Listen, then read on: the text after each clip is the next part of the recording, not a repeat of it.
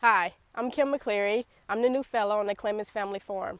I was born and raised in Texas, where I received my bachelor's degree in history from Texas Christian University. I went on to receive my master's degree in museum studies from the Cooperstown Graduate Program in Cooperstown, New York. I believe that museums are yet to reach their full potential and empower their visitors' civic engagement. So what excites me most about the Clemmons Family Forum is their unique take on Miss and Dr. Clemmons' family legacy.